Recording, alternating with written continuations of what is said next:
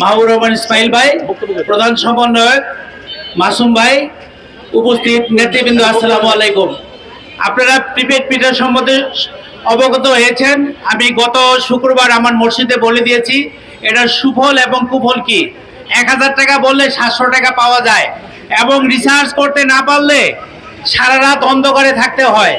যদি কোনো লোক আমার এলাকায় প্রিপেড মিটার লাগাতে আসে তাহলে তীব্র প্রতিরোধ গড়ে তুলতে বলছি এবং আমাদের সাহায্য এবং সহযোগিতা নিতে বলেছি। আশা করি আমরা ডিসিতে স্মারকলিপি দিয়েছি এবং জেলা প্রশাসকের নিকট স্মারকলিপি দিয়েছি, এমপিদের নিকট স্মারকলিপি দিয়েছি। আমাদের জনগণের বান্ধব নেতা সুযোগ্য প্রধানমন্ত্রী আমাদের এই যৌক্তিক দাবি মেনে দিবে এই আশাবাদ ব্যক্ত করে আমি আমার সংক্ষিপ্ত বক্তব্য শেষ করছি। আল্লাহ হাফেজ, আসসালামু আলাইকুম। আলম ভাই এখন সর্বশেষ আমাদের মধ্যে বক্তব্য দিচ্ছেন যে আমাদের